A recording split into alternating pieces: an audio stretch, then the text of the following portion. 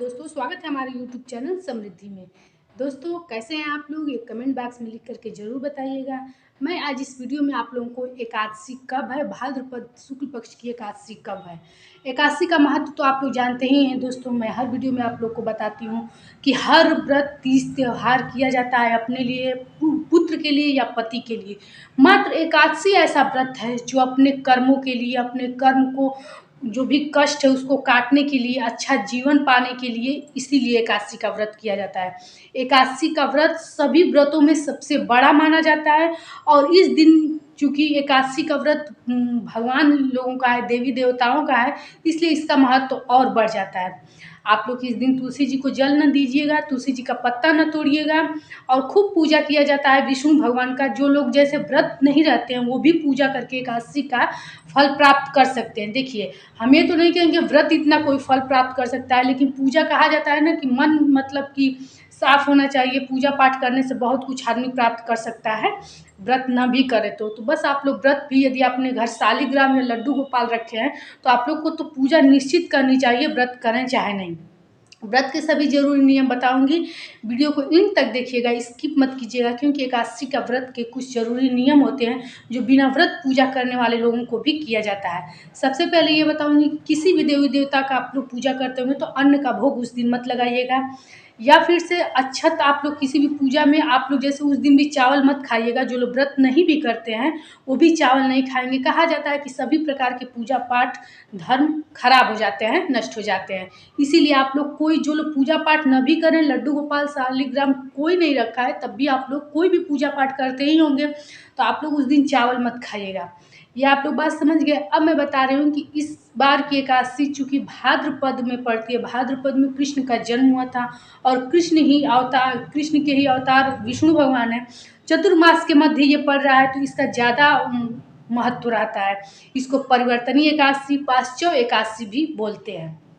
इस एकादशी को आप लोग, ये 26 सितंबर को पड़ रहा है, 25 सितंबर से ही शुरू हो जा रहा है। मैं अभी आप लोगों को पूरा डिटेल बता दूंगी। 7:55 पर सुबह 25 सितंबर को ही ये शुरू हो जाएगा और 8 बजे तक 26 सितंबर को सुबह तक रहेगा। तो इसी उदय तिथि होने के कारण बिना संशय किए हुए आप लोग 26 सितंबर को ही एकादशी का व्रत रहेंगे।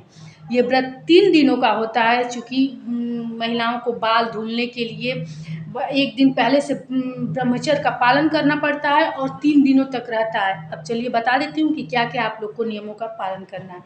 इस व्रत को यदि आप लोग कोई भी व्रत नहीं रहते हैं तो इस व्रत को रह सकते हैं। जैसे कभी कभी क्या होता है कि एकादशी का व्रत कोई 4, 5, 24 एकादशियाँ पड़ती हैं, तो आप लोग 4-5 एकादशी जो जो लोग चुन लेते हैं वो भी एकादशी का व्रत आप लोग कर सकते हैं। तो जैसे जो लोग इस एकादशी का व्रत रहते होंगे इसका महत्व समझते होंगे कि इसमें व्रत कथा को पढ़ना बहुत ज़रूरी होता है कि कैसे कृष्ण और अर्जुन बैठ करके इसके कथा में है आप लोग कि कैसे बातचीत करते हैं। तो इस कथा को आप लोग जरूर पढ़िएगा। एक काम इस दिन जरूर किया जाता है कि विष्णु सहस्त्र नाम का पाठ करने से इसका व्रत का जो है वो सहस्त्र गुना बढ़ जाता है। पांचों एकादशी का यह महत्व है कि उस दिन विष्णु भगवान की पूजा करने के साथ साथ इसका पाठ करना बहुत मतलब ज़्यादा महत्वकारी होता है। तो आप लोग जरूर अपने घर में तेज तेज आवाज़ में इसका कीजिएगा। अब मैं बता देती हूँ कि आप लोग को कैसे कब क्या करना है। देखिए, सबसे पहले तो एक दिन पहले यानी 25 सितंबर को शाम काल में सूर्यास्त से पूर्व भोजन कर लीजिएगा। भोजन में आप लोग को जानते हैं मसूर, मूली, बैगन नहीं खाना होता है और सरसों का तेल। पूरा शाकाहारी भोजन रहेगा। लहसुन प्याज आप लोग मत डालिएगा। और जैसा कि मैं हमेशा बताती हूँ कि थोड़ा सा लौकी मिल जाए तो तवा पर ही भून करके देसी घी में आप लोग जरूर खाइएगा। एकादशी व्रत के नियम होते हैं कि शुरू में और पारण के समय लौकी भून करके थोड़ा ज़रूर खाना चाहिए। देखिए, ये वीडियो छोटे से छोटे लोग भी देखते हैं, बड़े लोग भी देखते हैं दोस्तों, तो इसलिए मैं हर चीज़ को छोटे में बताती हूँ कि ताकि जिसको ज़्यादा मिल जाए वो तो बनाकर खा ही लेगा, लेकिन जिसकी थोड़ी भी मतलब कि इकट्ठा कर पाए थोड़ी भी चीज़ों को, तो वो उससे अपना विधि विधान से अपना पूजा जो कि व्रत इतना मेहनत से रहता है उसको पूर्ण कर लेगा। दोस्तों, वीडियो अच्छी लगती है तो एक लाइक ज़रूर कीजिएगा, क्योंकि इतने अच्छे से आप लोग को समझाती हूँ, बताती हूँ, शास्त्रों का अध्ययन करके एक एक बात बताती हूँ, तो आप लोग के एक लाइक से हमें बहुत प्रेरणा भी मिलती है। ऐसे ही वीडियो शुद्ध सात्विक पाने के लिए एक एक बात सुस्पष्ट और जैसा कि हम अपने जीवन में देखते हैं करते हैं वैसे ही बातें आप लोग को बताते हैं। तो दोस्तों, ऐसी वीडियो पाने के लिए सब्सक्राइब भी कर दीजिएगा। बाल उल धुल करके महिलाएं पूरे अच्छे से नहा लेंगी। उसके बाद से शाम के बाद जब भोजन करने के बाद रात्रि में भोजन नहीं किया जाता है, फलाहार वगैरह खा सकती हैं। उसके बाद अगले दिन सुबह उठ करके यदि हो सके तो किसी पवित्र नदी में आप लोग स्नान भी कर सकती हैं। अगर ऐसा नहीं कर सकती हैं तो गंगा जल डाल के स्नान कर सकती हैं। पांचों एकादशी में, परिवर्तनीय एकादशी में ये नियम होता है कि आप लोग लौंग, फल, पंचामृत का सामान, पीला फल, पीला कोई आप लोग जो भी चीज़ चढ़ाना चाहे वो बनाकर चढ़ा सकती हैं। बेसन का हलवा वलवा, चूँकि बेसन का हलवा अनाज में आ जाता है, इसलिए कहा जाता है अन्न का भोग नहीं लगाया जाता है। इसीलिए मैं हमेशा मना करती हूँ कि आप लोग अन्न से बना हुआ कोई चीज़ मत कीजिए। तो पीला फल भी आप चढ़ा, पीला फूल, पीले फूलों की माला चढ़ा दीजिएगा।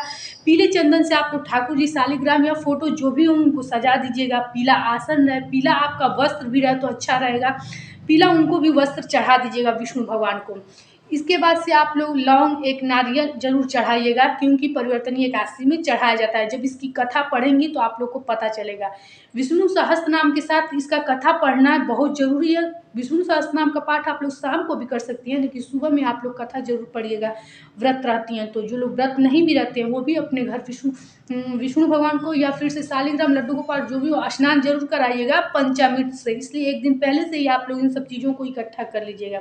इसके बाद आप लोग को पूरे दिन फलाहार कराना है। फलाहार में आप लोग जो भी रहे, दूध, दही, चाय वगैरह पी सकती हैं। कुछ पेठा वगैरह हो तो पानी पी सकती हैं। अन्न नहीं खाया जाता है, बाकी फलाहार आप लोग जो भी लेना चाहती हैं ले सकती हैं। अगले दिन सुबह पारण किया जाता है। पारण में आप लोग जानती हैं ना सरसों का तेल रहता है, ना मूली रहता है और ना कोई मसूर रहता है, ना बैगन खाया जाता है। पारण से पूर्व यदि हो सके तो आप लोग ब्राह्मण को भोजन भी करा सकते हैं, लेकिन ऐसा संभव नहीं है जो लोग हमेशा एकादशी का व्रत रहते हैं।